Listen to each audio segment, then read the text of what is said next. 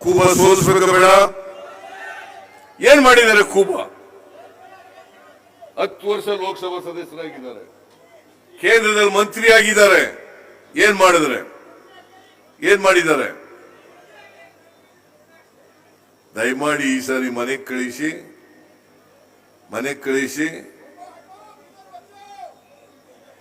ಕಳಿಸಿ ಕಾಂಗ್ರೆಸ್ ಅಭ್ಯರ್ಥಿಯನ್ನ ಗೆಲ್ಲಿಸಬೇಕು. ಕರ್ನಾಟಕಕ್ಕೆ ದೊಡ್ಡ ಅನ್ಯಾಯ ಆಯ್ತು. ತೆರಿಗೆ ಹಂಚಿಕೆನಲ್ಲಿ ಅನ್ಯಾಯ. 15ನೇ ಹಣಕಾಸಿನ ಆಯೋಗ ಶಿಫಾರಸು ಮಾಡಿದಂತದ ಹಣ ಕೊಡಲಿಲ್ಲ. ಬಜೆಟ್ ನಲ್ಲಿ ಹೇಳಿದ್ದಂತ 5300 ಕೋಟಿ ರೂಪಾಯಿ ಅಪ್ಪರ್ ಭದ್ರಾ ಯೋಜನೆಗೆ ಕೊಡ್ತೀವಿ ಅಂತ ಬಜೆಟ್ ನಲ್ಲಿ ಘೋಷಣೆ ಮಾಡಿದ್ರು. ಕೇಂದ್ರ ಸರ್ಕಾರದ ಬಜೆಟ್ ನಲ್ಲಿ, ರಾಜ್ಯ ಸರ್ಕಾರದ ಬಜೆಟ್ ನಲ್ಲಿ 1 ವರ್ಷ ಮುಗಿದೋಯ್ತು, 1 ರೂಪಾಯಿ ಕೊಡ್ಲಿಲ್ಲ. ಕೂಬಾ ಮಾತಾಡಿದ್ರ? ನರೇಂದ್ರ ಮೋದಿ ಅವರ ಹತ್ರ ಮಾತಾಡಿದ್ರ? 25 ಜನ ಗೆಲ್ಸಿದ್ರಲ್ಲ ಕರ್ನಾಟಕದ ಜನ, ನಿಮ್ಗೆ 25 ಜನ ಲೋಕಸಭೆ ಕಳಿಸಿದ್ರಲ್ಲ. ನೀವು ಯಾರಾದ್ರೂ ಹೋಗಿ ನರೇಂದ್ರ ಮೋದಿ ಅವರ ಹತ್ರ ಕೂತ್ಕೊಂಡು, ಅಮಿತ್ ಶಾ ಹತ್ರ ಕೂತ್ಕೊಂಡು ನಮಗೆ ಅನ್ಯಾಯ ಆಗಿದೆ ಕೊಡಿ, ಅನ್ಯಾಯ ಸರಿಪಡಿಸಿ ಅಂತ ಹೇಳಿ ಕೇಳಿದ್ರ?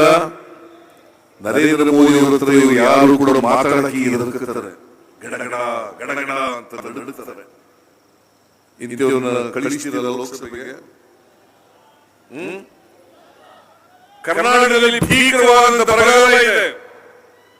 240 ತಾಲೂಕುಗಳಲ್ಲಿ 223 ತಾಲೂಕುಗಳು ಬರಗಾಲಕ್ಕೆ ತುತ್ತಾಗಿದ್ದಾವೆ. ಸುಮಾರು 48 ಲಕ್ಷ ಎಕರೆ ಪ್ರದೇಶದಲ್ಲಿ ಬೆಳೆ ಹಾನಿಯಾಗಿದೆ. 35,000 ಕೋಟಿ ಬೆಳೆ ನಷ್ಟ ಆಗಿದೆ. ನಾವು ಸೆಪ್ಟೆಂಬರ್ ತಿಂಗಳಲ್ಲಿ ಮನವಿ ಕೊಟ್ಟು, ಯಾವ ತಿಂಗಳು? ಸೆಪ್ಟೆಂಬರ್ 2023 ಅಂದ್ರೆ 7 ತಿಂಗಳಾಯ್ತು. 18,172 ಕೋಟಿ ರೂಪಾಯಿಗಳನ್ನು ಕೇಳುವುದು. ಕೇಂದ್ರ ಸರ್ಕಾರ ತಂಡದಲ್ಲಿ ಬಂತು, ವರದಿ ಕೊಟ್ಟರು. ಇವತ್ತವರೆಗೆ ಮೀಟಿಂಗೂ ಮಾಡಿಲ್ಲ, 1 ರೂಪಾಯಿನೂ ಕೂಡ ಬಿಡುಗಡೆ ಮಾಡಿಲ್ಲ. ಇದು ಅನ್ಯಾಯ ಅಲ್ವಾ? ಕನ್ನಡಿಗರಿಗೆ ಆದಂತ ಅನ್ಯಾಯ ಅಲ್ವಾ? ಈ ಅನ್ಯಾಯ ಸರಿಪಡಿಸತಕ್ಕಂಥವ್ರು ಯಾರು?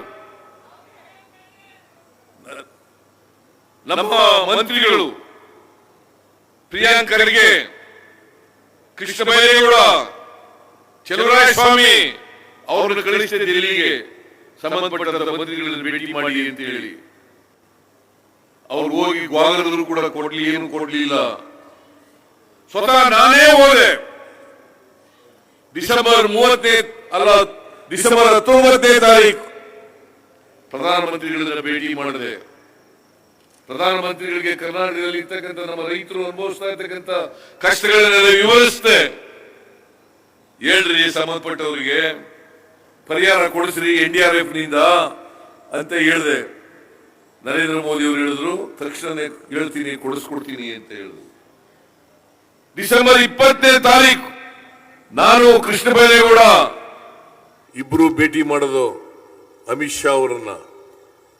ಅಮಿತ್ ಶಾ ಅವರು ಹೇಳಿದ್ರು, ಡಿಸೆಂಬರ್ 23ನೇ ತಾರೀಕಿಗೆ ಮೀಟಿಂಗ್ ಕರೆದಿದ್ದೀನಿ, ಇನ್ನು 3 ದಿನದಲ್ಲಿ ಮೀಟಿಂಗ್ ಕರೆದಿದ್ದೀನಿ, ಇತ್ಯರ್ಥ ಮಾಡ್ತೀನಿ ಅಂತ ಹೇಳಿದ್ರು.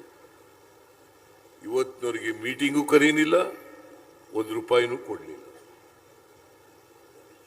ಇವತ್ತಿನವರೆಗೆ ಮೀಟಿಂಗು ಕರೀನಿಲ್ಲ, 1 ರೂಪಾಯಿನೂ ಕೊಡ್ಲಿಲ್ಲ. ಇದು ದೊಡ್ಡ ಅನ್ಯಾಯ ಅಲ್ವಾ? ಇದು ಅನ್ಯಾಯ ಅಲ್ಲ? ಕರ್ನಾಟಕದಿಂದ 4,30,000 ಕೋಟಿ ತೆರಿಗೆ ಕಟ್ತೀವಿ ನಾವು. 4,30,000 ಕೋಟಿ ನಮಗೆ ವಾಪಸ್ ಬರೋದು ಎಷ್ಟಪ್ಪ ಅಂತಂದ್ರೆ 55,000 ಕೋಟಿ. ನಾವು 4,30,000 ಕೋಟಿ ಕೊಟ್ಟರೆ ನಮ್ಗೆ ವಾಪಸ್ ಬರೋದು 55,000 ಕೋಟಿ. ಇದು ನ್ಯಾಯನಾ? 1 ರೂಪಾಯಿ 100 ರೂಪಾಯಿ ತೆರಿಗೆ ನಾವು ಕಟ್ಟಿದ್ರೆ ಕರ್ನಾಟಕಕ್ಕೆ ಬರ್ತಕ್ಕಂಥದ್ದು ಬರೀ 100 ರೂಪಾಯಿ. ಇದನ್ನು ಪ್ರತಿಭಟಿಸೋಸ್ಕರ ಡೆಲ್ಲಿಯಲ್ಲಿ ಹೋಗಿ ನಮ್ಮ ಎಲ್ಲ ಮಂತ್ರಿಗಳು, ಎಲ್ಲ MLAಗಳು, ಎಲ್ಲ MLCಗಳು, ಎಲ್ಲ ಸಂಸದರು ಎಲ್ಲರೂ ಹೋಗಿ ಪ್ರತಿಭಟನೆ ಮಾಡೋದು. ಆದರೂ ಬಗ್ಲಿಲ್ಲ. ಈ ಚುನಾವಣೆಯಲ್ಲಿ ಒಂದು ಅವಕಾಶ ಸಿಕ್ಕಿದೆ, ನಿಮ್ಗೊಂದು ಅವಕಾಶ ಸಿಕ್ಕಿದೆ. ಈ ರೀತಿ ಕನ್ನಡಿಗರಿಗೆ ಅನ್ಯಾಯ ಮಾಡತಕ್ಕಂಥ ಬಿಜೆಪಿ ಸರ್ಕಾರವನ್ನು ಕಿತ್ತೊಗೆದು ನಮ್ಮ ಪಕ್ಷದ ಅಭ್ಯರ್ಥಿಯನ್ನ ತಾವು ಗೆಲ್ಲಿಸಿಕೊಡಬೇಕು ಅಂತ ಹೇಳಿ ತಮ್ಮಲ್ಲಿ ಅತ್ಯಂತ ಕಳಕಳಿಯಿಂದ ಪ್ರಾರ್ಥನೆಯನ್ನು ಮಾಡಲಿಕ್ಕೆ ಬಯಸ್ತಾ ಇದ್ದೇನೆ. ಮಾಡ್ತಿದೆಯಲ್ವಾ? ಮಾಡ್ತಿದೆಯಲ್ಲ? ನಮಗೆ ನಿಮ್ಮ ವೋಟ್ ಕೇಳಲಿಕ್ಕೆ ನೈತಿಕ ಹಕ್ಕಿದೆ. ನರೇಂದ್ರ ಮೋದಿ ಅವರಿಗೆ ಯಾವ ಹಕ್ಕಿದೆ? ಯಾವ ಹಕ್ಕಿದೆ ನರೇಂದ್ರ ಮೋದಿ ಅವರಿಗೆ? ಇವರಿಗೆ ನಾಚಿಕೆ ಆಗಲ್ಲ? ನರೇಂದ್ರ ಮೋದಿ ಅವರಿಗೆ ಕರ್ನಾಟಕ ಜ್ಞಾಪಕ ಆಗದೆ ಯಾವಾಗ ಗೊತ್ತಾ? ಚುನಾವಣಾ ಸಂದರ್ಭದಲ್ಲಿ ಮಾತ್ರ. ಪ್ರವಾಹ ಬಂದಿದ್ರ 2019ರಲ್ಲಿ ಭೀಕರವಾದ ಪ್ರವಾಹ.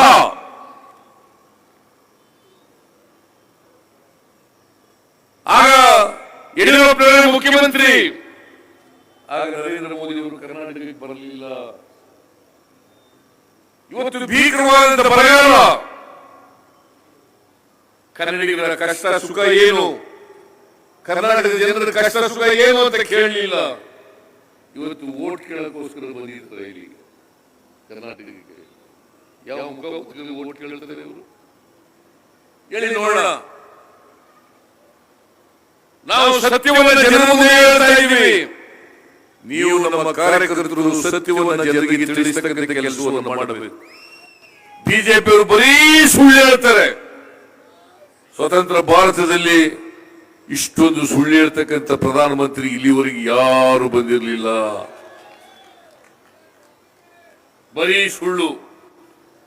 ಯಾಕಂದ್ರೆ ಬಿಜೆಪಿ ಇದೆಯಲ್ಲ ಒಂಥರ ಫ್ಯಾಕ್ಟರಿ, ಸುಳ್ಳು ತಯಾರು ಮಾಡೋ ಫ್ಯಾಕ್ಟರಿ. ಅದು ಸುಳ್ಳು ತಯಾರು ಮಾಡೋ ಫ್ಯಾಕ್ಟರಿ. ಸುಳ್ಳೇ ಅವ್ರ ಮನೆ ದೇವರು. ಸುಳ್ಳೇ ಅವ್ರ ಮನೆ ದೇವರು. ಬೀದರ್ನಲ್ಲಿ ಅನೇಕ ಜನ ಹಿಂದುಳಿದ ಜನ ಇದ್ದಾರೆ, ದಲಿತರಿದ್ದಾರೆ, ಅಲ್ಪಸಂಖ್ಯಾತರಿದ್ದಾರೆ, ಮಹಿಳೆಯರಿದ್ದಾರೆ. ಇವರಿಗೆಲ್ಲ ನ್ಯಾಯ ಕೊಡಬೇಕು ಬೇಡ? ಅದಕ್ಕೋಸ್ಕರ ಕೇಂದ್ರ ಸರ್ಕಾರ ಈ ಸಾರಿ AICC ಅಖಿಲ ಭಾರತ ಕಾಂಗ್ರೆಸ್ ಪಕ್ಷ ನಾವು ಇಲ್ಲಿ 5 ಗ್ಯಾರಂಟಿಗಳನ್ನ ಜಾರಿ ಕೊಟ್ಟ ಮೇಲೆ ಅವರು ಕೂಡ 25 ಗ್ಯಾರಂಟಿಗಳನ್ನ ಮಾಡ್ತೀವಿ ಅಂತ ಹೇಳಿದ್ದಾರೆ. 25 ಗ್ಯಾರಂಟಿಗಳು. ಅದರಲ್ಲಿ 5 ಗ್ಯಾರಂಟಿಗಳಿಗೆ ರಾಹುಲ್ ಗಾಂಧಿ ಅವರು, ಮಲ್ಲಿಕಾರ್ಜುನ ಖರ್ಗೆ ಅವರು ಸಹಿ ಮಾಡಿದ್ದಾರೆ. 5 ಗ್ಯಾರಂಟಿಗಳಿಗೆ 1 ಲಕ್ಷ ವೇತನ ಯಾರಿಗೆ? ನಿರುದ್ಯೋಗಿ ಯುವಕರಿಗೆ.